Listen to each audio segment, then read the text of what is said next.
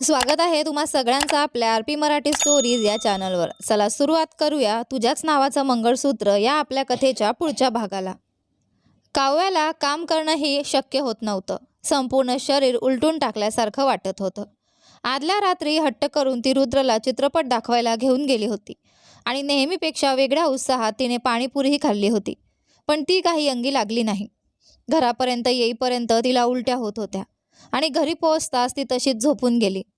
दुसऱ्या दिवशी सकाळी उठताही येत नसल्याने रुद्रने तिला रजा घेऊन घरी राहायला सांगितलं, पण महत्त्वाचं काम असल्याचं सांगून ती ऑफिसला निघून आली होती आणि आता आपण इथे का आलो याचाच तिला पश्चाताप होत होता। सकाळी खाल्लेलं अन्नही पचलं नाही आणि तिला पुन्हा उलटी झाली। काम संपताच रजा घेऊन काव्य आपल्या आईच्या घरी निघून गेली। तिला पाहून घाबरलेल्या सीताजीने तिला डॉक्टरांकडे जाण्यासाठी सांगितलं। तो घरी आल्यावर जाते गाई, काव्या म्हणाली। मनाविरुद्धच सीताजींनी होकार दिला, पण अचानक त्यांच्या मनात एक विचार चमकून गेला। मागच्या महिन्यात तुला पाळी नेमकी कधी आली होती काव्या? सीताजींनी विचारलं। सुरुवातीला अगदी सहजपणे उत्तर देणारी काव्या दिवसांची गणितं मनात मांडू लागली। तोंडाला येईल ते कारण सांगून तिने कसाबसा विषय टाळला आणि लगेच ऑनलाईन प्रेग्नन्सी किट मागवलं। आईला कळू न देता ते घेऊन आली आणि स्वतःची तपासणी केली। 2 गुलाबी रेषा दिसताच ती क्षणभर स्तब्ध झाली। खरंच 2 रेषा आल्या होत्या। तिला अजिबात अपेक्षा नव्हती की असा दिवस इतक्या लवकर तिच्या आयुष्यात येईल। आनंदाच्या धक्क्याने तिचे डोळे किंचित पाणावले। मातृत्वाची सुखद जाणीव क्षणात तिच्या संपूर्ण शरीरात पसरली आणि तिने लगेच रुद्रला फोन केला। बोल ना काव्या, मी माझ्या घरी आहे, तुम्ही लगेच इकडे या। काय झालं? तब्येत जास्त खराब झाली आहे का? काय झालं, कशासाठी बोलावलं? असं काही विचारू नका, फक्त लगेच या। तिचं बोलणं ऐकून रुद्रच्या मनात असंख्य विचार सुरू झाले। काहीतरी गंभीर झालं असावं या भीतीने तो अक्षरशः धावतच घरी पोहोचला। घरात शिरताना त्याने शूजसुद्धा काढले नाहीत। काव्या, त्याने आवाज दिला। त्याचा आवाज कानावर पडला तरी ती उठून बाहेर आली नाही। लाजत हसत ती त्याची वाट पाहत आपल्या खोलीतच बसून राहिली। दिनेश त्याच्याकडे आला। काव्या कुठे आहे आई? त्याने घाईघाईने विचारलं। झोपली आहे रे, पण तू एवढा घाबरून का आलास? तिने फोन करून मला लगेच यायला सांगितलं। काय झालं विचारलं तर काहीच सांगितलं नाही, म्हणून तब्येतीला काही झालं असेल की काय या भीतीने धावत आलं। अरे एवढा घाबरू नकोस, आज जा। दिनेश एवढंच म्हणाला आणि रुद्र तडक आपल्या खोलीकडे निघाला। जणू काही भूकंपच आला आहे अशा घाईने तो खोलीत आला आणि त्याला पाहताच काव्या सुनामीसारखी त्याच्याकडे धावत गेली। त्याला घट्ट मिठी मारत ती म्हणाली, लव यू रुद्र। तिच्या या वागण्याने मात्र रुद्रला डोकेदुखीच झाली। तिच्या लाजऱ्या चेहऱ्याकडे आणि त्या अचानक झालेल्या प्रेमळ वागण्याकडे लक्ष न देता तो प्रश्नांचा भडीमार करू लागला। अरे देवा, किती बावळट आहात तुम्ही, इकडे या आणि बसा। तिने त्याला खाली बसवलं आणि त्याचे डोळे बंद करायला सांगितले। काव्या, खेळू नकोस, काय झालं ते सांग। असं काय करता, सांगण्यासाठीच तर डोळे बंद करायला सांगतेय, ती चेहरा फुगवत म्हणाली। शेवटी त्याने थोड्या रागाने डोळे बंद केले। लव यू सो मच असं म्हणत तिने त्याच्या हातात प्रेग्नन्सी टेस्ट किट ठेवलं। रुद्रने हाताने ते किट चाचपून पाहिलं, पण त्याला काहीच समजलं नाही। त्याने डोळे उघडले आणि त्या 2 गुलाबी रेषा त्याच्या नजरेस पडल्या। त्याच्या डोळ्यांना दिसत असलेलं सत्य मन मात्र स्वीकारायला तयार नव्हतं। मेंदूही जणू त्याचीच थट्टा करत होता। हे काय आहे? त्याने अगदी निरागसपणे विचारलं। अहो, बघूनही कळत नाही का माझ्या नवऱ्याला? काव्याने मिश्किलपणे विचारलं। मी जे पाहतोय ते खरं आहे की माझा बास आहे, हेच मला कळत नाही काव्या। प्लीज माझ्यासाठी तूच सांग। त्याच्या आवाजातील भावना समजताच काव्या हसली। तिने त्याच्या केसांवरून हात फिरवला आणि कपाळाच्या मध्यभागी अलगद चुंबन दिलं। त्याला मात्र त्या क्षणी कशाचीच पर्वा नव्हती। 2 रेषा आहेत? त्याने लहान मुलासारखा प्रश्न केला।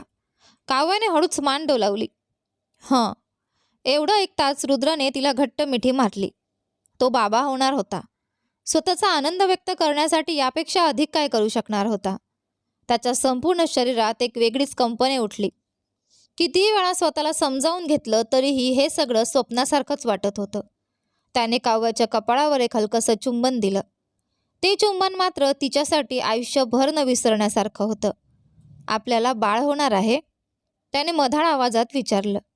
काव्या काहीच बोलली नाही। तोंड उघडून बोल ना काव्या, तिच्या शांततेने व्याकुळ झालेला रुद्र म्हणाला. त्याच्या खांद्यावर हात ठेवत ती हळू आवाजात म्हणाली, हो, आपल्याला बाळ होणार आहे. तुम्ही बाबा होणार आहात आणि मी आई होणार आहे. एवढं बोलताच तिला प्रचंड लाज वाटली. त्याच्याकडे पाहणंही शक्य न झाल्याने ती त्याच्या छातीवर डोकं ठेवून लपली.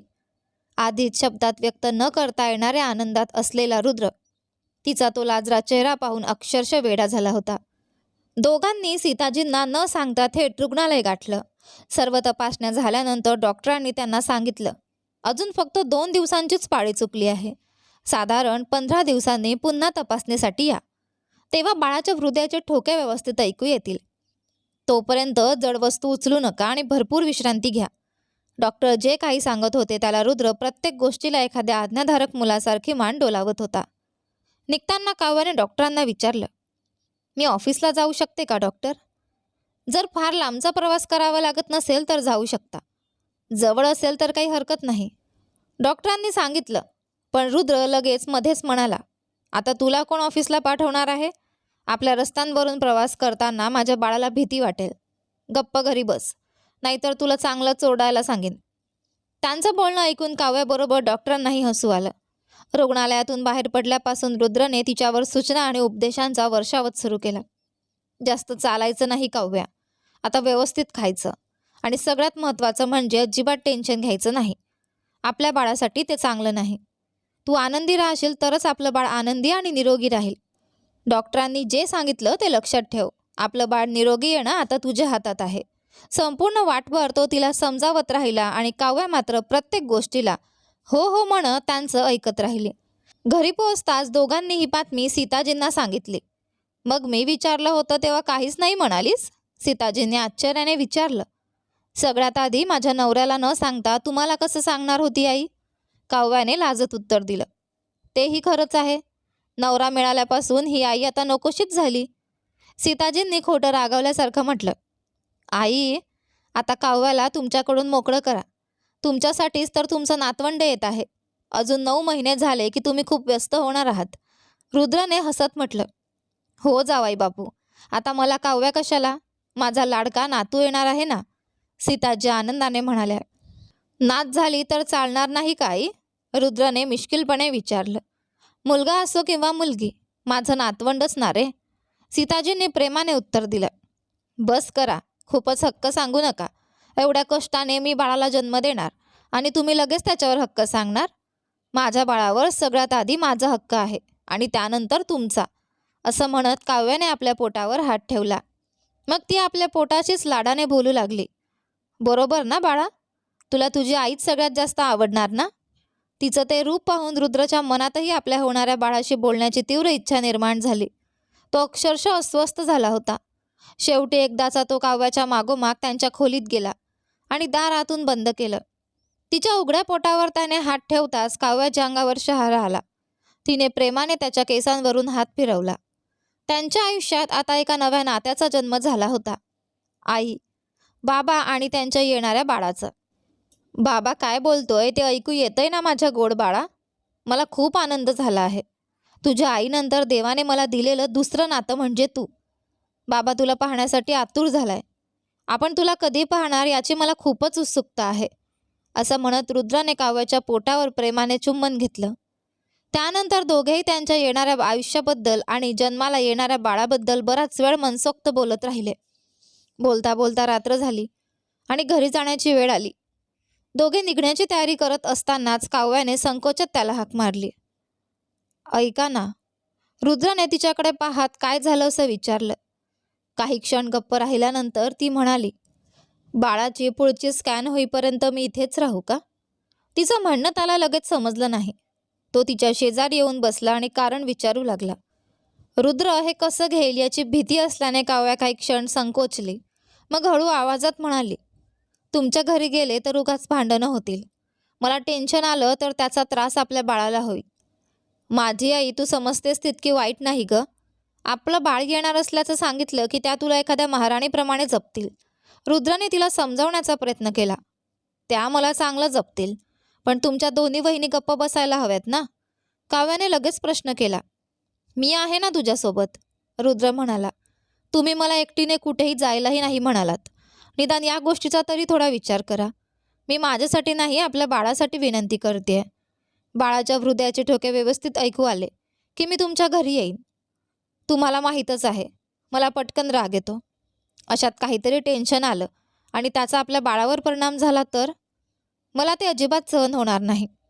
काव्याच्या मनातली भीती ऐकून रुद्रही अस्वस्थ झाला. तिच्यापेक्षा त्या भीतीने तो स्वतः जास्त त्रस्त होता. आधीच आपल्या मोठ्या भावाच्या मुलाला झालेल्या त्रासाची आठवण त्याच्या मनातून गेलेली नव्हती. त्यात काव्याने अशी भीती व्यक्त केल्यावर त्याला आणखी काळजी वाटू लागली. असं अपशकुनी बोलू नकोस काव्या, आपल्या बाळाला काहीही होणार नाही.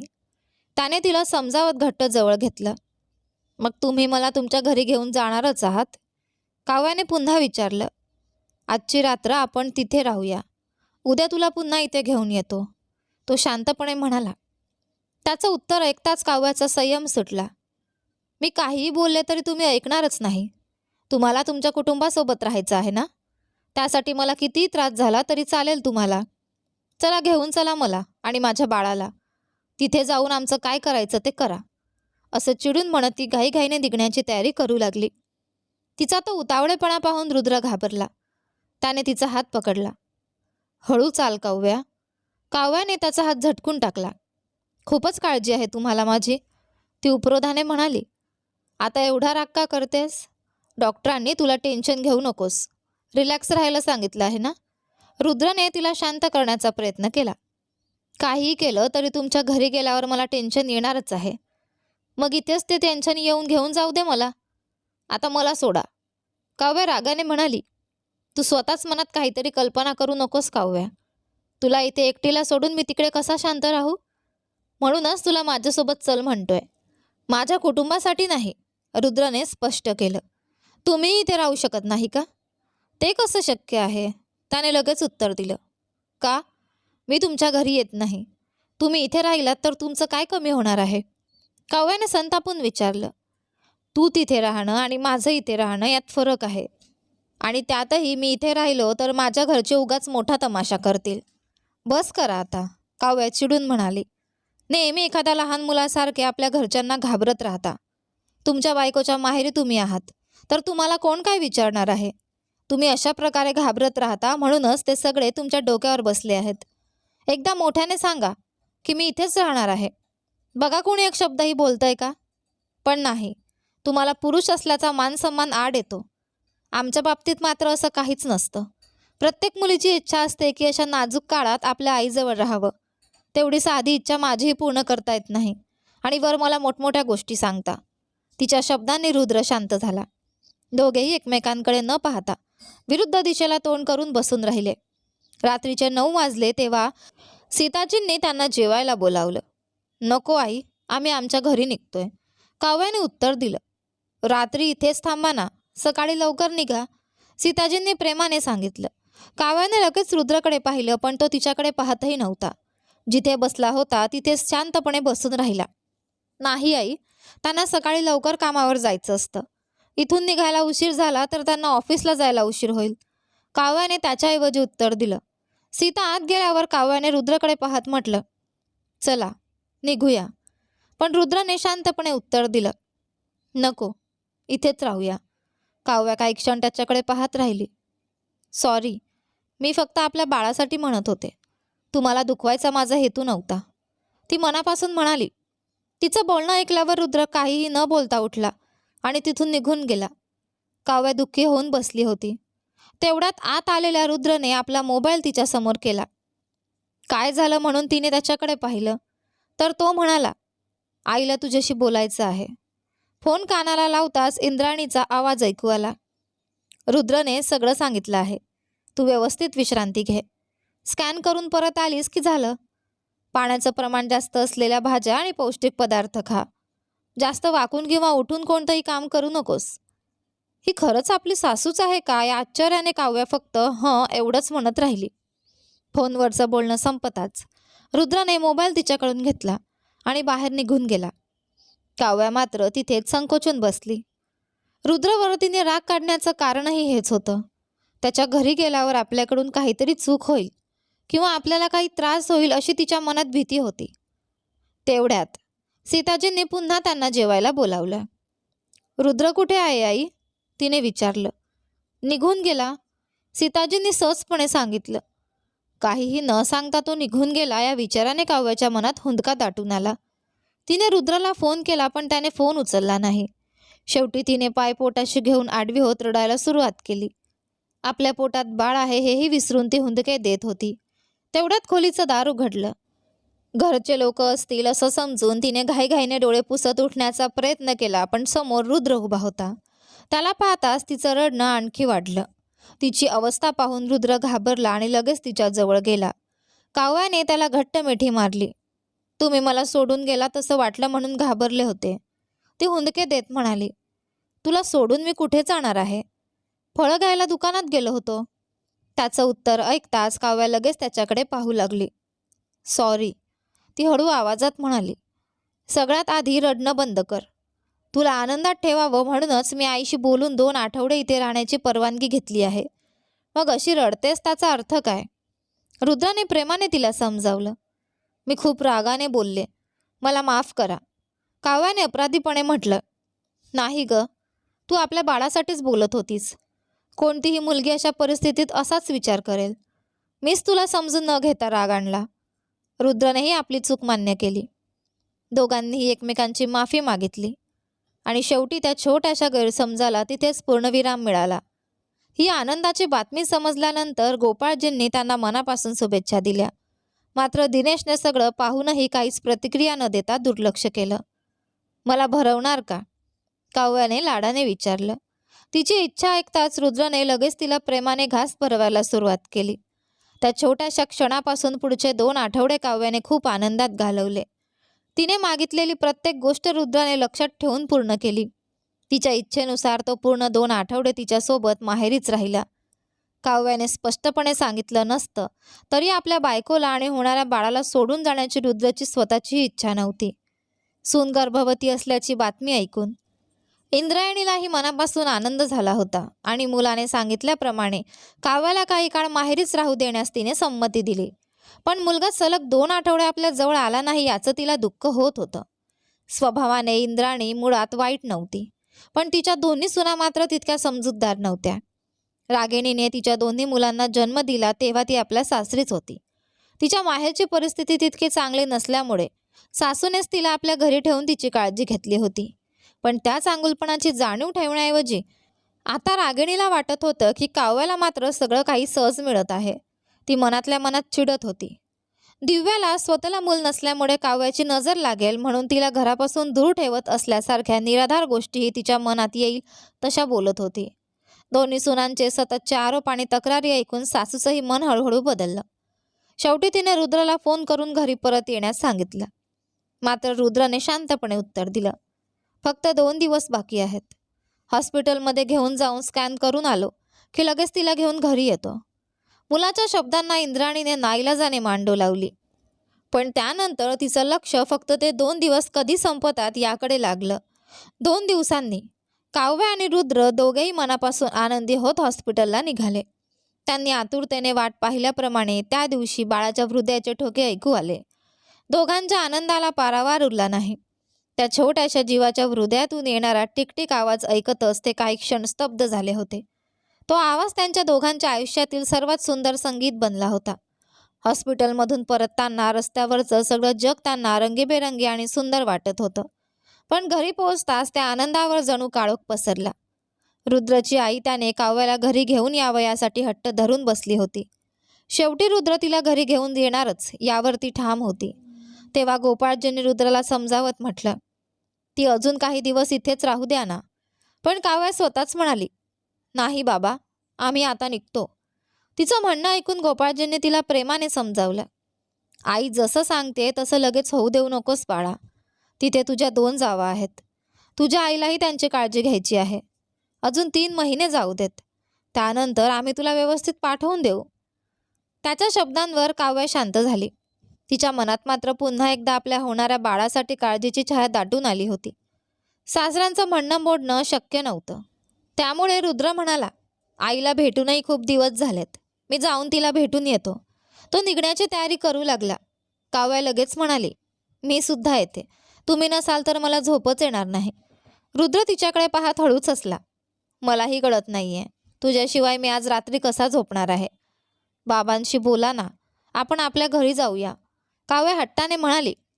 तुझ्या बाबांना या काळात मुलीला आपल्या जवळ ठेवून तिची नीट काळजी घ्यायची आहे. त्यांच्या इच्छेला आपण का दुखवायचं? आणि डॉक्टरांनीही तुला खूप अशक्तपणा आहे, व्यवस्थित विश्रांती घे असं सांगितलंय. अशा वेळी जास्त प्रवास करणं आणि धावपळ करणं योग्य नाही. रुद्र तिला समजावत म्हणाला. पण उद्या नक्की या. हो ग, तुम्ही नाही आलात तर मीच तुमच्याकडे येईन, काव्याने हट्ट केला. आजची रात्र तिथे राहणंही कठीण वाटतंय, त्यात तू येणार नाहीस असं कसं होईल? रुद्रने तिची समजूत काढण्याचा प्रयत्न केला. काव्याला मात्र काहीतरी वेगळंच जाणवत होतं. मला काहीतरी विचित्र वाटतंय, ती काळजीने म्हणाली. अशा वेळी जास्त विचार करू नकोस, फक्त एक रात्र आहे ना, उद्या मी परत इथे येतो. मनापासून तिला सोडून जाण्याची इच्छा नसतानाही रुद्र शेवटी तिथून निघाला. त्या रात्री दोघांनाही झोप येत नव्हती. शक्य तितकी स्वतःला चादरीत गुंडाळून काव्या झोपण्याचा प्रयत्न करत होती. शेवटी राहवलं नाही आणि तिने रुद्रला व्हिडिओ कॉल केला. त्याने क्षणाचाही विलंब न करता फोन उचलला आणि आपल्या काव्याचा चेहरा डोळ्यात साठवून घेतला. काव्याही काही न बोलता फक्त त्याच्याकडे पाहत राहिली. झोप आता काव्या, खूप उशीर झाला आहे, रुद्राने प्रेमाने सांगितलं. त्यावर काव्याने दोन्ही हात वर केले. जवळ नसल्यामुळे देता येत नसलेली मिठी त्याने दुरूनच दिली. त्यानेही दोन्ही हात वर करून तिला मिठीत मारल्याचा अभिनय केला. त्यांच्या लग्नानंतरचा हा पहिलाच विरह होता. लग्नाच्या दिवसापासून आजपर्यंत दोघांनी एकमेकांपासून दूर राहण्याचा प्रसंगच अनुभवला नव्हता. त्यांच्या आयुष्यातील हा छोटासा विरहही त्यांच्यासाठी फार मोठा होता. भविष्यात आयुष्य त्यांना अशाच अनेक परीक्षा देणार आहे याची मात्र त्या दोघांनाही कल्पना नव्हती. इकडे या ना, काव्याने पुन्हा लाडाने म्हटलं. आता कसं शक्य आहे? रुद्रने हसत विचारलं. तुम्ही आलात तरच मी झोपणार. आता हट्ट करण्याची वेळ आहे का? वेळ कोणतीही असो, तुमच्याशिवाय मला झोप येत नाही. सकाळ झाली की मी तुमच्याकडे येते. तिच्या हट्टाला शांत करण्यासाठी रुद्रला अनेक तास लागले. कसंबसं त्याने तिला झोपवलं, पण त्यानंतर स्वतः झोपण्याचा प्रयत्न केला तरी त्याला झोप येईना. काव्या आणि तिच्या पोटात वाढणाऱ्या बाळाची आठवण त्याला सतत अस्वस्थ करत होती. पहाट व्हायला फक्त 4 तास बाकी असतानाच त्याचा संयम संपला. शेवटी तो पुन्हा काव्याच्या माहेरी निघाला. खोलीत येताच त्याने पाहिलं की काव्या ही झोपलेली नव्हती. तिला पाहून त्याच्या चेहऱ्यावर हसू उमटलं. त्याने हात पुढे करून तिला जवळ बोलावलं. काव्या लगेच त्याच्या मिठीत शिरली आणि म्हणाली, आता मला सोडून कुठेही जाऊ नका, प्लीज. तिचं बोलणं ऐकून रुद्रने तिच्या संपूर्ण चेहऱ्यावर प्रेमाने असंख्य चुंबनं घेतली. त्या रात्री पहाटेपर्यंत त्यांच्या प्रेमाची जणू मैफिल रंगली आणि शेवटी काव्या त्याच्या मिठीतच झोपी गेली. रुद्रच्या डोळ्यांना मात्र झोप नव्हती. तरीही मनातला आनंद घेऊन तो कामावर जाण्यासाठी तयार झाला.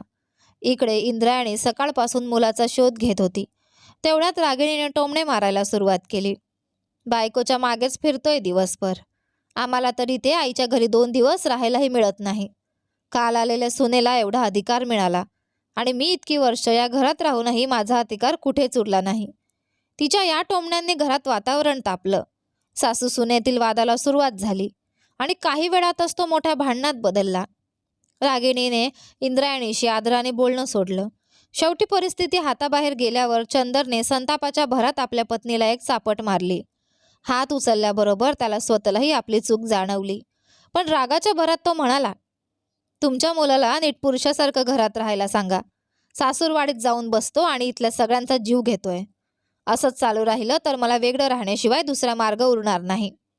काम संपवून निघण्याची वेळ झाली तेव्हा इंद्रायणीने रुद्रला फोन करून घरी यायला सांगितलं. पण रुद्रने आई मी उद्या येतो असं सांगितलं. मुलावरचा राग थेट मुलाच्या सासरच्या मंडळींवर काढणं चुकीचं आहे हे इंद्रायणीलाही माहीत होतं. तरी मनातला राग आवरता गेला नाही. दुसरीकडे काव्याला याची कल्पना येऊ नये म्हणून रुद्रनेही हा विषय मोठा केला नाही. रुद्र घरी पोहोचताच काव्याने त्याला घट्ट मिठी मारली. त्याला पाहून तिचा सगळा थकवा जणू क्षणात दूर झाला. मात्र ती खूप थकलेली असल्यामुळे त्याच्याशी थोडं बोलून झोपायला निघून गेली. रुद्र जेवायला बसला. तेवढ्यात दिनेश तिथे आला आणि उपरोधाने म्हणाला, प्लॅन कसा का असेना पण शेवटी सक्सेसफुल झाला वाटतं. रुद्रने त्याच्याकडे पाहत विचारलं, काय म्हणतोयस? मला काही कळलं नाही. दिनेशच्या चेहऱ्यावर उपहासाचं हसू होतं. सगळ्यात आधी एखादी श्रीमंत मुलगी शोधायची. हुंडा नको याचं भासवून तिचा विश्वास जिंकायचा. मग तिला अलगद पळवून न्यायचं, तिच्याकडून मूल होऊ द्यायचं आणि त्यानंतर बायकोला तिच्या माहेरी पाठवून स्वतःही तिच्या मागे जाऊन तिथेच मुक्काम ठोकायचा. वर काहीही झालं तरी लाज शरम सोडून तिथे जे मिळेल ते खायचं आणि आरामात झोपायचं. रुद्राचा चेहरा क्षणात कठोर झाला. जपून बोल, त्याने थंड आवाजात इशारा दिला. दिनेश अजूनही उपहासाने हसत म्हणाला, का? खरं बोलतोय म्हणून टोचतंय का? मी माझ्या काव्यासाठी हे सगळं सहन करतोय आणि फक्त माझ्या कुटुंबाची इज्जत टिकवून ठेवतोय. रुद्राने दातोट खात उत्तर दिलं. दिनेश उपहासाने हसला. काय करणार आहेस रे? नाहीतर काय? छे, स्वतःला काही मान सन्मान नाही आणि सासरी येऊन बसलायस, वर मोठमोठ्या गप्पा मारतोयस. मी तुझ्या जागी असतो तर आत्तापर्यंत फाशी घेऊन मेलो असतो. एवढं सगळं बोलूनही तुला जरा लाज येते का बघू, आणि घरातून निघून जातोस का तेही बघतो. दिनेशचे शब्द मनाला लागल्यावर रुद्रने जेवत असलेला हातही धुतला नाही. तो तिथून उठला आणि सरळ निघून गेला. बराच वेळ झाला तरी रुद्र दिसत नसल्याने काव्याने त्याचा शोध घ्यायला सुरुवात केली. दिनेश सोडला तर तो कुठे गेला आहे हे घरातील इतर कुणालाच माहीत नव्हतं. त्यामुळे तिला काहीच उत्तर मिळत नव्हतं. तिने रुद्राला अनेक वेळा फोन केला, पण त्याने एकही कॉल उचलला नाही. रुद्र सरळ आपल्या घरी पोहोचला. तिथेही घरच्यांनी त्याला प्रश्न विचारून आणखी चिडवलं. त्याचा आधीच संतापणावर झाला होता. आई आहे म्हणून किंवा भावंड आहेत म्हणून त्याने कुणाचीही पर्वा केली नाही. सगळ्यांवरच त्याने राग काढला. त्याच क्षणी रुद्रचं ते रूप पाहून घरच्यांनाही त्याच्याशी बोलण्याची भीती वाटत होती. आपल्या खोलीत गेल्यानंतर त्याचा मोबाईल सतत वाजत राहिला. काव्या पुन्हा पुन्हा फोन करत होती. काही वेळा रुद्रने कॉल कट केला तर अनेक वेळा फोन वाजू दिला. आपल्या मनातला राग तो स्वतःमध्येच दाबून ठेवत होता. पण काव्याची काळजी काही कमी होत नव्हती. ती सतत फोन करतच होती. शेवटी रुद्रचा संयम सुटला आणि त्याने फोन उचलताच रागाने ओरडायला सुरुवात केली. सारखं सारखं फोन का करतेस? एकदा फोन उचलला नाही म्हणजे पुन्हा पुन्हा फोन करायचा नसतो, एवढंही कळत नाही का? काव्या त्याच्या आवाजाने दचकली, पण तरीही काळजीने विचारलं, काहीही न सांगता कुठे निघून गेलात? आत्ता मी काही बोलण्याच्या मनस्थितीत नाही, प्लीज फोन ठेव. तुम्ही वेडे झाला आहात का? कुठे गेलात असं विचारते आणि तुम्ही त्याचं उत्तर न देता माझ्यावरच ओरडताय. हो, आहे मी वेडा. वेडा आहे म्हणूनच आत्तापर्यंत तुम्हा सगळ्यांच्या मध्ये राहतोय. नाहीतर तुम्ही सगळे मिळून जो त्रास देता ना, त्यात मी कधीच संपून गेलो असतो. तुझ्या घरी आलो तर तुझ्या घरच्यांचा त्रास, माझ्या घरी आलो तर माझ्या घरच्यांचा त्रास. मला कुठे शांतता आहे का? काव्याला ते ऐकून आणखी वाईट वाटलं. ओह, म्हणजे तुम्ही तुमच्या घरी आहात? मला न सांगता जाण्याइतकी अशी काय मोठी गरज होती? तुमच्या आईला त्यांच्या नाटकाचा पुढचा भाग करता येईना म्हणून तुम्ही परत यावं म्हणून भांडण झालं का? त्या दिवशी काय छान छान बोलत होत्या, पण त्यांना सुधारता येणं शक्यच नाही. तुम्ही लगेच इथे या. काय झालंय ते माहीत नसताना असं बोलू नकोस. मला सगळं माहीत आहे. तुम्ही तुमच्या आईला घाबरून घाईघाईने तिथे पडून गेला आहात. काव्या, शेवटचं सांगतोय, फोन ठेव. आता काऊ नाही, काव्या झाले का? म्हणजे माझ्यापेक्षा तुमची आईच तुम्हाला जास्त महत्त्वाची आहे. रुद्रच्या डोक्यात आधीच राग भरला होता. तिच्या त्या वाक्याने त्याचा संयम पूर्णपणे सुटला.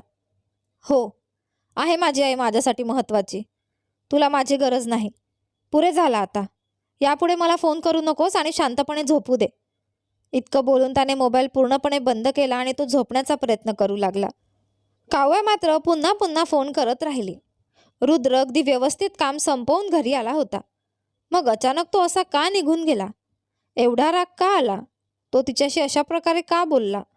यापैकी कोणत्याही प्रश्नाचं उत्तर तिला माहीत नव्हतं. शेवटी ती रडू लागली. या सगळ्या मागे दिनेशचा हात आहे याची तिला कल्पनाही नव्हती. उलट तिने आपल्या नवऱ्याच्या घरच्यांवरच मनापासून राग धरला. रुद्राशी समोरासमोर बोलल्याशिवाय राहायचं नाही असा निर्णय घेत काव्या घरातून बाहेर पडू लागली. तिला जाताना पाहून तिच्या आईवडिलांनी तिला थांबवलं आणि काय झालं ते विचारलं. मला माहीत नाही त्यांना काय झालंय बाबा. ते खूप रागाने बोलत आहेत. त्यांनी माझ्याशी आजपर्यंत एकदाही अशा पद्धतीने वागलेलं नाही. तिथे नक्की काहीतरी घडलं आहे. मला आत्ताच त्यांना भेटून बोलायचं आहे. त्यांनी माझ्यावर एवढा राग काढला हे मला सहन होत नाहीये. मला खूप रडू येतंय बाबा. पोटात बाळ असताना मुलगी अशा प्रकारे रडताना पाहून तिच्या आईवडिलांचंही काडीच पिळवटून निघालं. त्यांनी तिला शांत करण्याचा प्रयत्न केला आणि रुद्राशी संपर्क साधण्याचा प्रयत्न केला, पण त्याचा फोन बंद होता. शेवटी त्याने इंद्राणीला फोन केला. त्यावेळी घरात झालेल्या भांडणामुळे इंद्राणी आधीच चांगल्या मनस्थितीत नव्हती. तिच्या मनातला राग अजूनही घुसमत होता. तिने फोन उचलताच कोणताही विचार न करता काव्याच्या आईवडिलांवरच राग काढायला सुरुवात केली. तुम्ही माझ्या मुलाला का विचारताय? त्याला या कुटुंबापासून दूर केलं, एवढं पुरेसं नाही का? तुमची मुलगी माझ्या मुलाच्या आयुष्यात आली आणि त्या दिवसापासून माझा मुलगा माझ्यासाठी राहिलाच नाही. त्याला आपल्या घरचा जावाई बनवून ठेवायचा प्रयत्न करताय का? आजूबाजूचे लोक मला विचारतात, तुमचा मुलगा कुठे दिसत नाही, त्याला सासरी पाठवलंय का? हे सगळं ऐकून माझी किती बदनामी होते याची तुम्हाला कल्पना आहे का? तुमच्या मुलीला इथे पाठवायचं असेल तर पाठवा, नाहीतर तिला कायमची तुमच्याजवळच ठेवा. माझा मुलगा आता तिकडे येणार नाही. इंद्राणीच्या तोंडून निघालेला प्रत्येक शब्द काव्याच्या कानावर पडत होता. ती अगदी जवळच बसली असल्याने तिने सगळं ऐकलं होतं. तिच्या मनात क्षणात प्रचंड संताप उसळला. आईवडिलांनी तिला थांबवण्याचा खूप प्रयत्न केला. काव्या, थांब, तू या अवस्थेत कुठेही जाऊ नकोस, ते तिला समजावत होते. पण यावेळी काव्या कुणाचंच ऐकण्याच्या मनस्थितीत नव्हती. मला रुद्रशी बोलायचं आहे, एवढंच म्हणत ती हट्टाने सासरी जाण्यासाठी निघाली. तिच्या मागे तिचे आई वडीलही काळजीपोटी निघाले. इकडे दिनेश मात्र मनातल्या मनात कुटीलपणे हसत होता. शेवटी माझ्या मनासारखंच होतंय. आता हे दोघे जितके दूर जातील तितकंच माझ्यासाठी चांगलं. त्याच्या मनात काव्य आणि रुद्रमध्ये कायमचा दुरावा निर्माण करण्याची कळवट इच्छा आणखी तीव्र झाली. रात्रीचे जवळपास 2 वाजले असतील तेव्हा काव्य आपल्या सासरी पोहोचली. झोपेतून नुकतीच उठलेल्या दिव्याने दरवाजा उघडला आणि लगेच इंद्राणीला बोलावून आणलं. सासूला समोर पाहताच काव्याच्या मनात कुठून एवढा राग आला कोण जाणे. ती संतापून म्हणाली, तुमच्या मनात नक्की काय चाललंय तरी काय? माझ्या नवऱ्याची आई आहात म्हणून मी आजपर्यंत तुम्हाला मान दिला, पण आता तुम्ही मर्यादा ओलांडत आहात. माझ्या नवऱ्याला बायकोला सोडून आयुष्य जगायला सांगता. काल माझ्या आईशी आणि आज माझ्या बाबांशी ज्या पद्धतीने बोललात त्याबद्दल आधी त्यांची माफी मागा, नाहीतर तुम्ही माझ्या सासू आहात म्हणूनही मी गप्प बसणार नाही. तोंडाला येईल ते बोलून दाखवेन. खूप बोलतेस हं? रागिणी ही चवताळून पुढे आली. काव्या तिच्याकडे वळली. माझ्या हातात जे मिळेल ते उचलून मारेल, त्यामुळे गप्प बाजूला उभी राहा. स्वतःला काय समजतेस? या घरची महाराणी समजून एवढ्या मोठ्या आवाजात बोलतेस? माझ्याशी बरोबरीने उभं राहण्याची तुझी लायकी नाही. रुद्राला काव्याचा असा अवतार पाहून धक्का बसला. तो मध्ये पडत म्हणाला, काव्या काय बोलतेस तू? त्या वयाने मोठे आहेत, त्यांच्याशी तरी आदराने बोल. काव्या लगेच त्याच्याकडे वळली. कोण वयाने मोठा आहे? आधी तुमच्या बायकोला वयाने मोठं असण्याचा अर्थ समजावून सांगा. नेहमी बाजारातल्या बाईसारखी ओरडत असते. काव्या शांतपणे बोल. मी खूप शांत राहिले रुद्र, आता पुरे झालं. तुम्ही सगळ्यांनी खूप डोक्यावर चढून ठेवलंय स्वतःला. इतके दिवस मी शांत राहिले म्हणून माझ्या नवऱ्याला माझ्यापासून दूर करण्याचा प्रयत्न केला तरी मी गप्प बसेन असा चुकीचा समज करून घेतलात. माझ्या नवऱ्याला माझ्यापासून दूर करण्याचा प्रयत्न कुणीही केला ना तर मी त्याला सोडणार नाही. ती बोट दाखवत धमकावत म्हणाली. पत्नीचा आवाज ऐकून रुद्र घाईघाईने उठून बाहेर आला होता. इंद्राणीने लगेच मुलाकडे पाहत तक्रार केली. बघ रे, तुझी बायको माझ्याशी किती उद्धटपणे बोलतेय. काव्या लगेच मध्येच म्हणाली, माझ्याशी बोलायचं असेल तर माझ्याशी थेट बोला. माझ्या नवऱ्याच्या कानात एकाची 2 करून सांगण्याचा प्रयत्न करू नका. रुद्र त्रासलेल्या आवाजात म्हणाला, काव्या, एवढं सगळं बोलायची गरज काय आहे? तुम्ही मध्ये बोलू नका. तुमच्या आईची तुम्हाला एवढी भीती का वाटते? मी तुमच्यासोबत राहिले तर त्या तुमचं डोकं उडवून टाकणार आहेत का? एवढं घाबरून जगत असाल तर माझ्याशी लग्नच कशाला केलं? काव्याचे शब्द ऐकून रुद्रचा राग अनावर झाला. शब्द जपून वापर. तुला इथे कोणी बोलावलं होतं? आधी इथून निघून जा. तेवढ्यात काव्याचे वडीलही पुढे आले. रुद्र, तू माझ्या मुलीला इथे का आलीस असं विचारतोयस? मग तुझ्या आईने फोनवर जे काही सांगितलं ते सगळं खरं आहे का? माझ्या मुलीला बायको म्हणून स्वीकारायचं नाही आणि तिला माहेरीच सोडून द्यायचं ठरवलं आहे का? रुद्राने आईकडे पाहिलं. इंद्राणीने कोणतीही माया न दाखवता कठोरपणे उत्तर दिलं. अशा पद्धतीने बोलणाऱ्या मुलीसोबत माझा मुलगा आता राहणार नाही. तिला तुमच्या घरीच ठेवा. तिला कायमची माहेरीच ठेवून घ्या. आईचे शब्द ऐकून रुद्र तिच्यावर काही बोलणार इतक्यात दिनेश तिथे आला आणि त्याने आपल्या बहिणीच्या नवऱ्याची म्हणजे रुद्राची कॉलर पकडली. रुद्रचे दोन्ही मोठे भाऊ आपल्या भावाला वाचवण्यासाठी पुढे धावले घरात आरडाओरड सुरू झाली. इंद्राणी मोठमोठ्याने ओरडत होती. तिचा आवाज ऐकून शेजारी पाजारीही झोपेतून उठून घराबाहेर जमा झाले. काव्य आपल्या भावाला थांबवण्याचा प्रयत्न करत होती. तेवढ्यात त्याचा धाकटा भाऊ समीर पुढे आला आणि त्याने दिनेशला जोरात ढकलून दिलं. दिनेश मागे जाऊन भिंतीवर आदळला. त्याच्या कपाळाला जोरदार मार लागला आणि क्षणात तिथे सूज आली. आपल्या मुलाला लागलेलं पाहून गोपाळजी संतापले आणि रुद्राच्या घरच्यांशी भांडण्यासाठी पुढे धावले. परिस्थिती आणखी बिघडली. आत्तापर्यंत फक्त शब्दांनी वाद घालणारा रुद्रही संतापला आणि त्याने काव्याच्या भावाची कॉलर पकडली. त्याच्यासोबत त्याचे दोन्ही भाऊही पुढे आले. काही क्षणांतच 5 पुरुष एकमेकांवर तुटून पडले. शेजारी पाजारी त्यांना सोडवण्याचा प्रयत्न करत होते. त्यांना सोडा, थांबा. काव्या स्वतःच्या भावाला आणि वडिलांना थांबवत होती. पण या सगळ्या गोंधळातही काव्या आपल्या नवऱ्याच्या बाजूने उभी आहे हे पाहून दिनेशच्या मनात तिच्याबद्दलचा राग आणखी वाढला. तिच्यावरचा राग त्याने समोर उभ्या असलेल्या लोकांवर काढायला सुरुवात केली. समोरचे लोकही तितक्याच संतापाने त्याच्यावर ओरडत होते. आणि अचानक आई, एक भयंकर किंकाळी ऐकू आली. काव्य तिथे असलेल्या एका खांबावर जोरात आदळून खाली कोसळली. 5 जणांच्या झटापटीत तिला नेमका धक्का कुणाचा लागला हे कोणालाच समजलं नाही. मात्र पोट धरून वेदनेने तडफडणाऱ्या काव्याला पाहून सगळ्यांचीच घाबरगुंडी उडाली. तिला तातडीने रुग्णालयात घेऊन जाण्यात आलं. रुद्र तिच्यासोबत रुग्णवाहिकेत बसायला धावला, पण त्याच्या घरच्यांनी त्याला अडवलं. तरीही त्यांना झुगारून देत तो रुग्णवाहिकेत चढण्याचा प्रयत्न करू लागला. काव्याच्या माहेरच्यांनीही त्याला थांबवलं. रुग्णवाहिकेच्या आत स्ट्रेचरवर पडलेली काव्या वेदनेने तडफडत होती. तिने बाहेर उभ्या असलेल्या रुद्रकडे हात पुढे केला. रुद्र. बाहेर उभा असलेला रुद्र तिच्याकडे असहाय्यपणे पाहत होता. काव्या. त्याच्या डोळ्यात भीती आणि वेदना स्पष्ट दिसत होती. पुढच्या 10 मिनिटात काव्याला जवळच्या एका खाजगी रुग्णालयात दाखल करण्यात आलं. रुद्रही काही वेळाने तिथे पोहोचला. तो देवाकडे हात जोडून उभा राहिला. त्याच्या आयुष्यातील सर्वात मोठी आशा आता त्या हॉस्पिटलच्या आत होती. त्याने आयुष्यभर श्रद्धेने पूजलेल्या महादेवाचे मंत्र ओठांवर घेतले आणि सतत प्रार्थना करत राहिला. पण नियतीने त्याच्यावर निर्दयी घाव केला. आदल्या दिवशी ऐकलेले त्या छोट्याशा जीवाच्या हृदयाचे ठोके आज कायमचे थांबले होते. रुद्रचं जगच एका क्षणात उद्ध्वस्त झालं. त्याचा स्वतःचा जीव जणू अर्थहीन झाला होता. आधी आपल्या भावाच्या मुलाला कडेवर घेऊन त्याने कितीतरी वेळा स्वतःचं दुःख विसरण्याचा प्रयत्न केला होता. पण आता तर त्याच्या स्वतःच्या बाळाचा चेहरा सुद्धा नीट आकाराला येण्याआधीच ते त्याला सोडून गेलं होतं. माझं बाळ. रुद्राचा आक्रोश संपूर्ण रुग्णालयात घुमला. भानावर आल्यानंतर काव्याला ही सत्य कळलं. तिने स्वतःच्या डोक्यावर हात मारून घेत रडायला सुरुवात केली. माझं बाळ, माझं बाळ गेलं. ती विव्हळत होती.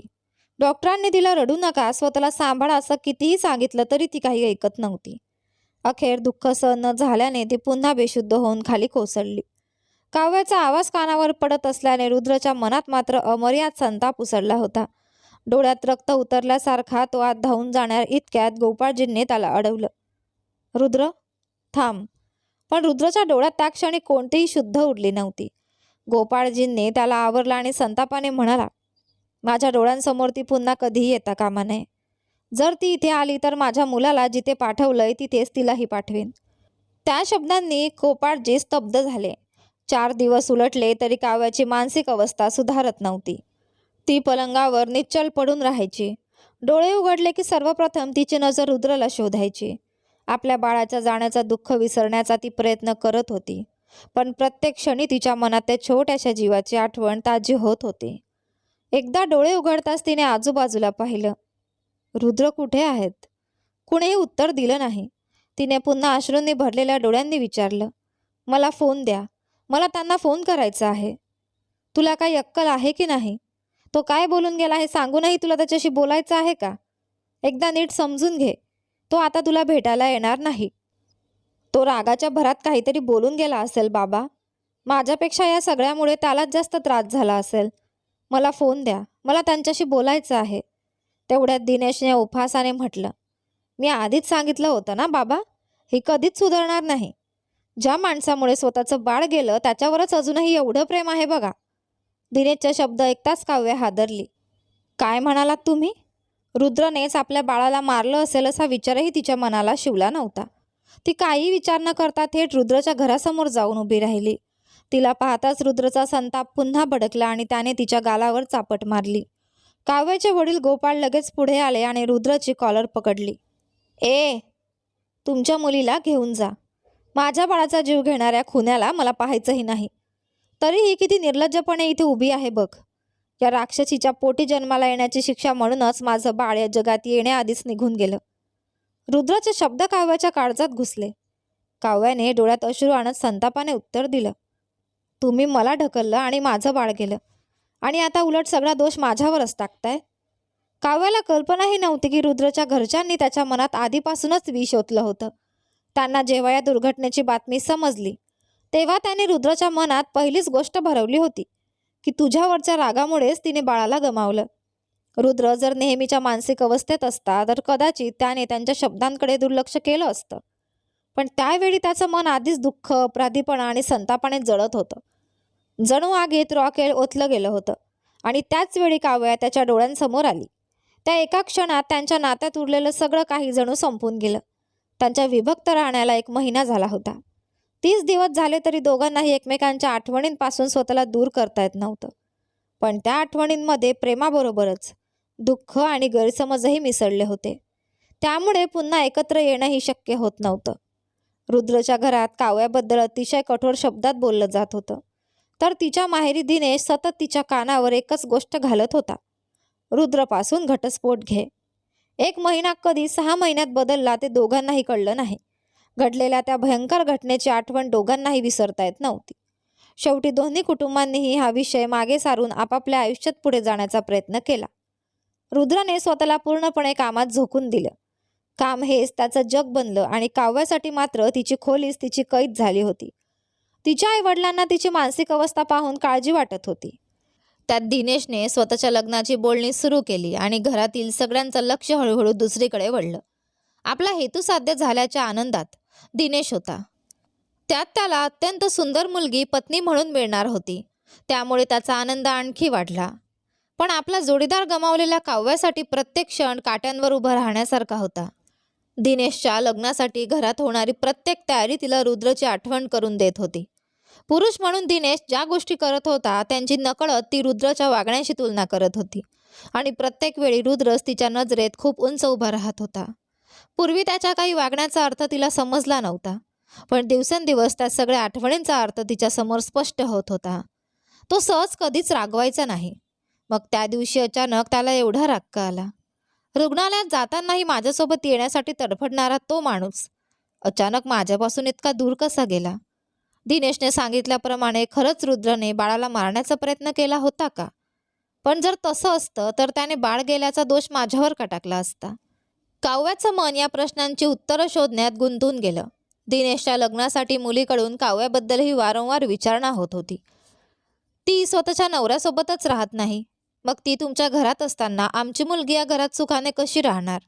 असे प्रश्न तिच्या माहेरच्यांना विचारले जात होते. दिनेशची होणारी पत्नी अत्यंत सुंदर असल्याने कोणत्याही परिस्थितीत हे लग्न पार पाडायचं यासाठी दिनेश धडपडत होता. पण या सगळ्यात अडथळा ठरणाऱ्या स्वतःच्या बहिणीचं आयुष्य आपणच उद्ध्वस्त केलं आहे हे तो पूर्णपणे विसरला होता. संधी मिळेल तेव्हा तो काव्याला मानसिक त्रास देत राहिला. हळूहळू तिचे स्वतःचे आई वडीलही नव्या सुनेला अधिक महत्त्व देऊ लागले आणि काव्या घरातच जणू परकी झाली. लग्नाच्या विधीच्या वेळी नववधूला मंगळसूत्र बांधल्यानंतर काही पारंपरिक विधी सुरू होते. त्यात काव्यालाही भावाची बहीण म्हणून काही विधी करण्याची इच्छा होती. पण तिच्या वैवाहिक आयुष्याबद्दल प्रश्न उपस्थित करत तिला बाजूला करण्यात आलं. जिचा स्वतःच्या नवऱ्यासोबतच संसारच सुरू नाही, तिच्या हातून आपल्या मुलीच्या लग्नाचा हा विधी कसा करून घ्यायचा? तिचं आयुष्य चांगलं चालत नाही, मग आपल्या मुलीचं कसं चांगलं होईल? अशा शब्दांनी तिला दूर करण्यात आलं. काव्याच्या मनात मात्र त्या क्षणी फक्त एकच इच्छा होती, रुद्र तिच्या जवळ असावा. राग आला तरी तिला दूर न लोटता स्वतःच्या मिठीत घेणारा, तिचं दुःख समजून घेणारा, तिच्यासाठी नेहमी उभा राहणारा तिचा नवरा तिला हवा होता. दिनेश आपल्या होणाऱ्या पत्नीच्या जवळीकतेत रमला होता. काव्याला त्याचा हेवा नव्हता, पण आपल्या आयुष्यातील जोडीदाराची उणीव मात्र प्रत्येक क्षणी जाणवत होती. तिने मोबाईलमध्ये जपून ठेवलेले रुद्रसोबतचे फोटो पुन्हा पुन्हा पाहायला सुरुवात केली. प्रत्येक फोटोमध्ये त्याचा हसरा चेहरा पाहून तिच्या डोळ्यात पाणी यायचं. लग्नानंतर तिच्यासाठी रुद्रची छातीत जणू मऊ गादीसारखी झाली होती. त्याच्या मिठीशिवाय तिला आता रात्रभर झोपही येत नव्हती. एकीकडे तिच्या पोटात वाढत असलेलं बाळ अचानक तिच्यापासून हिरावलं गेलं होतं आणि दुसरीकडे तिच्या जीवाला जीव देऊन जपणारा नवरा तिच्यापासून दूर गेला होता. या दोन्ही दुःखांनी ती स्वतःलाच आतून पोखरत होती. रुद्रच्या आठवणी तिला त्याच्याबद्दल नवी नवी सत्य सांगत होत्या. तो कोणत्याही क्षणी विनाकारण रागावणारा नव्हता. मग त्या दिवशी तो एवढा का भडकला? रुग्णालयात जातानाही तिच्यासोबत येण्यासाठी धडपडणारा रुद्र अचानक तिच्यापासून दूर का झाला? दिनेश म्हणाला त्याचप्रमाणे त्याने खरंच बाळाला मारण्याचा प्रयत्न केला असता का? आणि जर त्याने तसं केलं असतं तर बाळ गेल्याचा दोष त्याने तिच्यावर का टाकला असता? काव्य स्वतःच्या प्रत्येक कृतीचा विचार करू लागली. मी नेमकी कुठे चुकले? मी काय केलं?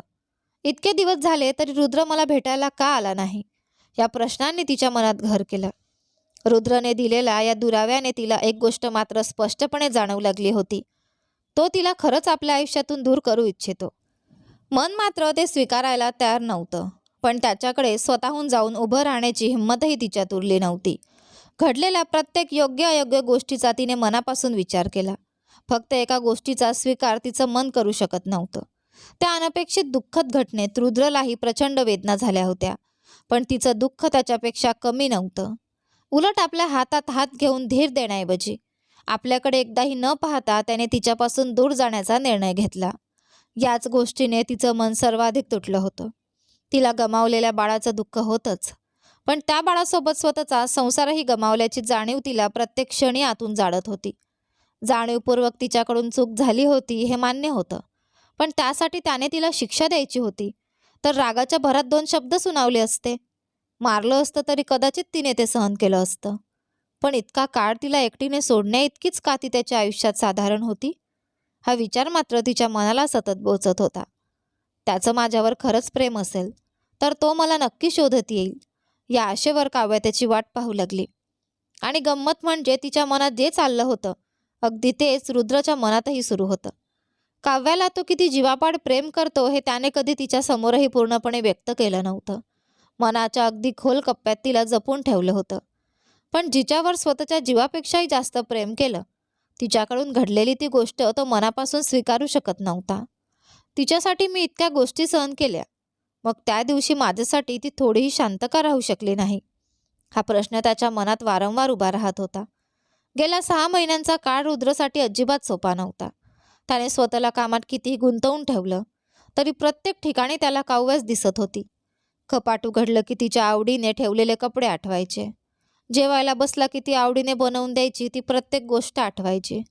सकाळपासून रात्रीपर्यंत त्याच्या आयुष्यात तिच्या अस्तित्वाच्या खुणा होत्या. त्या दिवशी स्वतःचा संयमही मर्यादेपलीकडे गेला होता हे त्याला आता जाणवत होतं.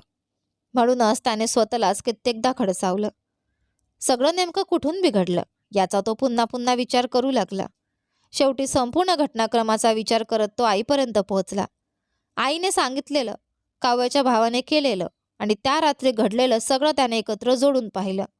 त्याला हळूहळू जाणवू लागलं की या सगळ्या भांडणात हरवलं ते फक्त एक निरागस जीव. पण एक गोष्ट मात्र त्याला अजूनही समजत नव्हती. काव्याच्या मनात त्या क्षणी नेमकं काय चाललं होतं? तो तिच्या मनाचा अर्थ शोधू शकला नव्हता. काव्याने महिन्याला थोडी थोडी रक्कम बाजूला ठेवण्यासाठी सुरू केलेली बचत योजना त्याने बंद केली होती. तिच्याशिवाय या सगळ्या गोष्टीचा स्वतःशी काय संबंध असा विचार करून तो स्वतःला त्या आठवणींपासून दूर ठेवण्याचा प्रयत्न करत होता. पण तिच्या सवयी इतक्या सहज कुठे सुटणार होत्या? कपड्यांपासून जेवणाच्या सवयीपर्यंत, सकाळी उठण्यापासून रात्री झोपण्यापर्यंत त्याच्या आयुष्यातील प्रत्येक गोष्ट काव्याने कधी ना कधी बदलली होती. ती आता सोबत नसली तरी तिच्या सवयी त्याचा पाठलाग करत होत्या. रात्री एकटं पडल्यावर दिवसभर दाबून ठेवलेलं दुःख त्याच्या छातीत जड होऊन बसायचं. तिच्यासोबत पाहिलेली स्वप्न आठवली की मन पुन्हा जडायला लागायचं. आपल्या बाळाचं स्वप्न आता कधीच पूर्ण होणार नाही ही जाणीव त्याच्या मनात काव्याबद्दलचा राग आणखी वाढवत होती. चूक तिचीच होती, तिनेच सुधारून परत यायला हवं असं स्वतःला समजावत तो दिवस ढकलत होता. पण खरं सांगायचं तर त्याचं मनही तिच्याच प्रतीक्षेत होतं. दोघं समोरासमोर आले असते तर कदाचित त्यांच्या नात्यातील सगळे गैरसमज एका क्षणात संपले असते. पण नियतीनेही जणू त्यांना एकमेकांपासून दूर ठेवण्याचंच ठरवलं होतं. काव्याला वाटत होतं रुद्रनेच मला शोधत यावं. रुद्रच्या मनातही त्याचवेळी एक हट्टी विचार रुजला होता. काव्यानेच स्वतःहून माझ्याकडे यावं. आणि या एका हट्टीपणामुळे त्यांच्या दुराव्याच्या मध्ये आणखी एक मोठी भिंत उभी राहिली. उभी केलेली ती भिंत ना दोघांना पाडता येत होती ना तिच्यावरून पुढे जाता येत होतं. भांडणाच्या वेळी दोन्ही कुटुंबांनी एकमेकांविरुद्ध उभं राहण्यासाठी हाताला हात घातला होता, पण त्यांच्या एकटेपणाच्या काळात मात्र त्यांना पुन्हा एकत्र आणण्यासाठी कोणीच पुढे आलं नाही. त्या काळात दोघांनाही एक महत्त्वाची गोष्ट समजली होती. नवरा बायकोच्या नात्यात इतर नात्यांना किती जागा द्यायची आणि कुठे त्या नात्यांना थांबवायचं याची मर्यादा असते. दोघंही दिवस रात्र एकमेकांच्या आठवणींमध्ये जगत होते. जागेपणी एकमेकांपासून दूर असले तरी मनात मात्र ते सतत एकत्र होते. रात्री झोप लागली की स्वप्नात त्यांचा संसार पुन्हा फुलायचा. हरवलेलं हसू, प्रेमळ भांडण, एकमेकांची साथ, सगळं त्या स्वप्नांमध्ये पुन्हा जिवंत व्हायचं. पण त्या स्वप्नांनाही एकमेकांपासून हिरावून घेणारा दिवस आता जवळ येत होता. काव्याच्या घराशेजारच्या घरात चोरी झाली होती. त्या चोरीच्या संदर्भात काव्याच्या घराबाहेर लावलेल्या CCTV कॅमेऱ्यांची तपासणी करण्यासाठी काही लोक आले होते. घरात दुसरं कोणी नसल्यामुळे काव्यास त्यांना स्क्रीनवर रेकॉर्डिंग दाखवू लागली. त्यांनी आठवडाभरापूर्वीच्या CCTV फुटेजची मागणी केली. काव्याने योग्य तारीख शोधून व्हिडिओ सुरू केला आणि स्क्रीनवर जे दृश्य दिसलं ते पाहताच तिच्या अंगाचा संतापाने थरकाप उडाला. स्क्रीनवर दिनेश रुद्रसोबत भांडताना दिसत होता. काही वेळाने दिनेश आपल्या बायकोसोबत बाहेर फिरून घरी परतला. त्याला पाहताच काव्याने एक क्षणही न दडवता विचारलं, माझ्या नवऱ्याला का मारलंस? नवरा? कोण? तो भिकारी? अजूनही त्याला तुझा नवरा म्हणतेस? दिनेशने तुच्छतेने उत्तर दिलं. काव्याचा संयम सुटला. तिने त्याच्या गालावर सणसणीत चापट मारली. काव्या! तिच्या वहिनीने तिला ओरडत थांबवण्याचा प्रयत्न केला. काव्या संतापाने म्हणाली, पुन्हा असं बोललास ना तर तुझं तोंड फोडेन. बापाच्या पैशावर जगणारा कुत्रा तू त्याला भिकारी म्हणतोस? माझा नवरा स्वतःच्या कष्टाच्या पैशावर स्वाभिमानाने जगतो. दिनेशनेही तिला मारण्यासाठी हात उगारला, पण काव्याने त्याचा हात मध्येच पकडला. माझ्या नवऱ्याला मारायला तुला अधिकार कोणी दिला? असं म्हणत तिने त्याला जोरात दूर ढकललं. क्षणात दोघांमधील भांडण विकोपाला गेलं. दिनेशची पत्नी काव्याला वाटेल ते बोलू लागली. आवाज ऐकून आई वडीलही तिथे आले. मात्र परिस्थिती समजून घेण्याआधीच दिनेशच्या पत्नीने आपल्या नवऱ्याची बाजू घेत तक्रार सुरू केली. हे काय सासरे बुवा, तुमची मुलगी एका पुरुषावर हात उचलतेय. तिच्या नवऱ्याने तिला घरातून बाहेर काढलं तरी तुम्ही तिला इथे ठेवून पोसताय. एवढाच स्वाभिमान असेल तर नवऱ्याच्या घरी जाऊन राहायला सांगा ना. तुमच्या मुलीने माझ्या नवऱ्याची माफी मागावी, नाहीतर आम्ही दोघंही हे घर सोडून जाऊ. गोपाळजींनी काव्याला रागावलं. काव्या लगेच म्हणाली, हा माझ्या नवऱ्याला मारणार आणि मी त्याला मारायचंही नाही. काय सारखं माझा नवरा म्हणतेस? त्याच्यासोबत संसार तरी करतेस का? त्यानेच तुला नको म्हटलंय आणि तो तुला सोडून गेला आहे. हे ऐकताच काव्याचा संयम पूर्णपणे संपला. ती दिनेश आणि त्याच्या पत्नीशी जोरजोरात भांडू लागली. सीताजी दोघांना शांत करण्याचा प्रयत्न करत होत्या. आपल्या नवऱ्याचा अपमान सहन न झाल्याने दिनेशची पत्नी घर सोडून जाण्यास निघाली. तेव्हा गोपाळजींनी काव्याला कठोर आवाजात थांबवलं. बस कर काव्या, तो तुला नको म्हणतोय हे आम्ही किती वेळा सांगितलं. आमचं ऐकलं असतंस तर आज अशी एकटी बसली नसतीस. आधी स्वतःचं आयुष्य उद्ध्वस्त केलंस आणि आता याच्या संसाराचं आयुष्यही बिघडवायला निघालीस. बाबा, मी आता एक शब्दही बोललीस तर लाडाने वाढवलेली मुलगी आहेस हेही विसरेन आणि तुला चांगलीच चापट मारेन. काव्या त्या शब्दांनी हादरली. गोपाळजींनी रागाने आणखी म्हटलं, तुझ्यामुळेच या घरात सतत भांडणं होत आहेत. ते दिनेशच्या पत्नीला समजावत राहिले आणि काव्या मात्र शांतपणे आपल्या खोलीत निघून गेली. खोलीत गेल्यावर तिच्या अश्रूंना बांध फुटला. जितकं रडता येईल तितकं ती रडली. रडता रडता तिचा श्वासही कोंडू लागला आणि शेवटी थकून ती झोपी गेली. पण त्या झोपेतही तिचं मन शांत नव्हतं. तिला स्वप्न पडलं. रुद्र दुसऱ्या एका मुलीसोबत लग्नाच्या मंडपात बसला होता. काव्या त्याला थांबवण्यासाठी धावत होती. नको नको, हे होऊ देऊ नका. ती झोपेतच आक्रोश करत होती, पण रुद्र तिचं काहीच ऐकत नव्हता. पुजाऱ्यांच्या मंत्रोच्चारात त्याने त्या मुलीच्या गळ्यात मंगळसूत्र बांधलं आणि हिंदू विवाहाच्या विधीनुसार तिच्या गळ्यात 3 गाठी बांधल्या. काव्या धावत मंडपात पोहोचली. संतापाने आणि दुःखाने तिने त्या मुलीच्या गळ्यातील मंगळसूत्र झटकून दूर फेकलं. नको, हे मंगळसूत्र माझं आहे. माझा नवरा फक्त माझा आहे. मी त्याला कोणालाही देणार नाही. तिच्या आक्रोशाने घरातील सगळे जागे झाले. काव्या दचकून उठली, पण ती पूर्णपणे भानावर येण्याआधीच आपल्या गळ्यात असलेलं स्वतःचं मंगळसूत्र तिनेच काढून फेकलं होतं याची तिला जाणीव झाली नाही. ती उठली आणि वेड्यासारखी रुद्राला शोधत घराबाहेर धावली. आई वडीलही तिच्या मागे धावले, पण दिनेशने त्यांना अडवलं. काव्या धावत रुद्रच्या घरापर्यंत पोहोचली, पण घराचा दरवाजा बंद होता. काय करावं हे न सुचल्याने ती रडतच आजूबाजूच्या लोकांना विचारू लागली. तेव्हा एका शेजाऱ्याने तिच्यावर जणू वीज कोसळावी अशी बातमी सांगितली. आज रुद्रचं लग्न आहे. काव्याच्या पायाखालची जमीनच सरकली. काय? तिने छातीवर आणि डोक्यावर हात मारत आक्रोश केला. कुठे आहे लग्न? कोणत्या मंडपात? आता तर लग्न झालंही असेल. एवढ्या रात्री कुठे शोधणार? हे ऐकताच काव्याला जणू वेड लागल्यासारखं झालं. रुद्र मला सोडून गेला. त्याने दुसरं लग्न केलं. आता माझं त्याच्या आयुष्यात काहीच उरलं नाही. या विचाराने तिचं मन पूर्णपणे कोलमडलं. रात्र होईपर्यंत ती समुद्रकिनारी बसून राहिली. समोर अथांग समुद्र होता, पण तिच्या मनात त्याहून मोठं वादळ उठलं होतं. घरी परतण्याची तिची अजिबात इच्छा नव्हती. रुद्रशिवायचं आयुष्य तिला पूर्णपणे नकोसं झालं होतं. शेवटी आपल्या आयुष्याची दिशा बदलण्याचा निर्णय घेत ती कशीबशी मुंबईऐवजी पुण्याला येऊन पोहोचली. काव्या परत आपल्या आयुष्यात येण्याच्या एक आठवडा आधी रुद्र ऑफिसमध्ये बसला होता. काम समोर असलं तरी त्याचं लक्ष मात्र काव्याच्याच आठवणीत हरवलं होतं. दुपारची वेळ झाली तेव्हा त्याचा एक मित्र त्याला जेवायला बोलवायला आला. नाईलाजाने रुद्र त्याच्यासोबत गेला. तिथे पोचल्यावर त्याला आणखी एक मित्र उदास चेहऱ्याने बसलेला दिसला. जवळजवळ महिनाभरानंतर तो आज पहिल्यांदाच ऑफिसमध्ये आला होता. त्याच्या चेहऱ्यावरचं दुःख पाहून रुद्र काही क्षण शांतपणे त्याच्याकडे पाहत राहिला. आपलं दुःख लपवत तो त्याच्याशी बोलण्याचा प्रयत्न करत होता. तेव्हा तो दुःखाने म्हणाला, लग्नाला 2 वर्ष झाली, पण 3 वेळा आमचं मूल गेलं. माझी बायको पूर्णपणे खचून गेली होती, म्हणून तिच्यासोबत राहून तिची काळजी घेत होतो. तो त्याला धीर देत असतानाच म्हणाला, तिला लवकरात लवकर या दुःखातून बाहेर काढायला हवं.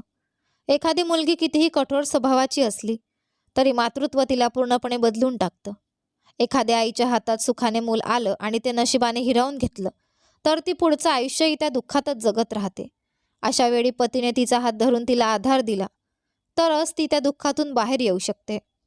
चूक तिची असली तरी अशा वेळी तिला दोष देणं म्हणजे फार मोठं पाप आहे. हे ऐकताच रुद्राच्या मनाला कुठेतरी हलकासा तडा गेला. घरी परतत असताना त्याच्या डोळ्यांसमोर काव्याचा चेहरा वारंवार येत होता. तिने हे सगळं जाणून बुजून केलं नव्हतं. त्या बाळाच्या जाण्याची भरपाई कधीच होऊ शकत नव्हती, पण तिला इतकी मोठी शिक्षा द्यायला नको होती असं मन त्याला सांगत होतं. त्या बाळासाठीच तर जवळपास 2 आठवडे ती हादरलेल्या अवस्थेत होती. त्याच्याशी एक शब्दही न बोलता नीट काही न खाता पिता पडून राहिली होती.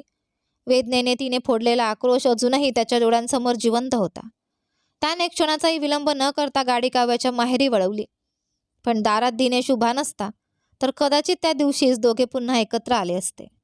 रुद्राला पाहताच दिनेशने इथे कशाला आलास असं म्हणत त्याच्याशी भांडण सुरू केलं आणि त्याच्यावर हातही उगारला होता. प्रत्युत्तरादाखल रुद्रनेही त्याला मारला आणि तिथून निघून गेला. पण पुन्हा एकदा माघार घेणारं त्याचं मन स्वतःलाच कठोर बनवत वर चढून बसलं. दिनेशवर असलेल्या रागामुळे रुद्र एका आठवड्यासाठी ऑफिसच्या कामानिमित्त शहराबाहेर निघून गेला. त्या एका आठवड्यात दिव्याने आपल्या सासू इंद्राणीच्या मनात रुद्रबद्दल अनेक गोष्टी भरवल्या. रागिणीच्या बहिणीचीही रुद्रवर नजर होती. आपली इच्छा पूर्ण करण्याची योग्य वेळ काव्या दूर गेल्यामुळे आली असं तिला वाटलं. ही गोष्ट रागिणीच्या कानावर गेल्यावर तिने आपल्या पतीमार्फत इंद्रायणीला तयार केलं. मुलाचं आयुष्य असंच वाया जाऊ नये या भीतीपोटी इंद्रायणीने त्या लग्नाची तयारी करण्यास होकार दिला. रुद्र घरी परतल्यावर त्याला काहीही न सांगता घरच्यांनी त्याला मंदिरात नेलं. तिथे पोचल्यानंतरच त्याला सगळं सत्य समजलं. काव्याच्या पतीने देवळाचा मान सन्मानही विसरून तिथेच मोठा गोंधळ घातला होता. अरे रुद्र, शेवटपर्यंत असाच राहणार आहेस का? मरेपर्यंत असाच राही नाही. माझ्या पत्नीच्या जागी दुसऱ्या कोणत्याही स्त्रीचा विचारसुद्धा मी सहन करू शकत नाही. आणि तुम्ही मला दुसरं लग्न करून संसार करायला सांगताय? तू अजूनही तिच्यासाठी तडफडतोयस? पण तिच्या घरच्यांनी तुझ्याकडे घटस्फोटाची मागणी पाठवली आहे. हे ऐकून रुद्र हादरला. भांडण झाल्यानंतर काही दिवसातच काव्याच्या घरच्यांनी घटस्फोटाची मागणी केली होती. काव्यालाही त्यात रस आहे असंच सांगण्यात आलं होतं.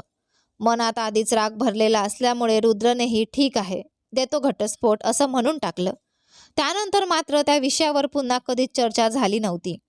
गेल्या आठवड्यात तिच्या भावाचा एक मित्र येऊन हे सांगून गेला, तुला कळलं तर तुला वाईट वाटेल म्हणून आम्हीच तुला सांगितलं नाही. सत्य काय आहे हे जाणून घेण्यासाठी रुद्र थेट काव्याच्या माहेरी गेला. पण तिथे पोचताच त्याच्या आयुष्यावर जणू दुसराच आघात झाला.